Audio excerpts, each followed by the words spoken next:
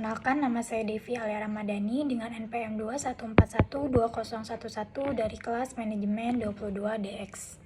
Di sini saya ingin menjelaskan gaya kepemimpinan. Memimpin sebuah tim atau organisasi membutuhkan gaya kepemimpinan yang tepat. Setiap pemimpin memiliki pendekatan dan karakteristik yang berbeda-beda dalam memotivasi dan mengarahkan bawahannya. Memahami berbagai gaya kepemimpinan adalah kunci untuk menjadi pemimpin yang efektif. Gaya kepemimpinan otokratis. Yang pertama ada terpusat pada pemimpin. Pemimpin otokratis mengambil keputusan secara sepihak tanpa melibatkan bawahan. Yang kedua, komunikasi satu arah. Pemimpin otokratis cenderung memberikan instruksi dan perintah tanpa berunding. Yang ketiga, kontrol ketat. Gaya ini menekan pada ketaatan dan pengawasan yang ketat terhadap bawahannya. Yang keempat, kurang inovasi. Gaya ini dapat menghambat kreativitas dan inisiatif bawahan. Selanjutnya ada gaya kepemimpinan demokratis. Yang pertama, terlibat bawahan. Pemimpin demokratis melibatkan bawahan dalam pengambilan keputusan. Yang kedua, komunikasi terbuka. Gaya ini mendorong dialog dua arah dan umpan balik dari bawahan. Yang ketiga, mendorong kreativitas. Pemimpin demokratis menghargai ide-ide dan inspiratif dari bawahannya.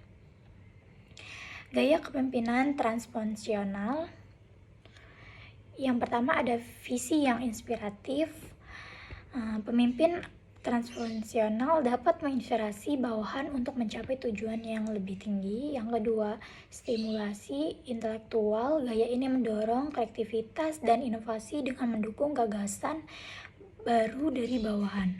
Yang ketiga, perhatian individual. Pemimpin transformasional memberikan bimbingan dan dukungan pribadi kepada setiap bawahannya. Setelah itu, memiliki gaya kepemimpinan yang tepat. Yang pertama, ada analisis situasi. Penting untuk memahami situasi dan kebutuhan organisasi sebelum memilih gaya kepemimpinan. Yang kedua, pertimbangkan budaya. Gaya kepemimpinan yang efektif harus selaras dengan budaya dan nilai-nilai organisasi. Dan yang ketiga, ada adaptasi fleksibel. Pemimpin yang efektif mampu beradaptasi dan menerapkan gaya yang sesuai dengan konteks. Pentingnya adaptasi gaya kepemimpinan.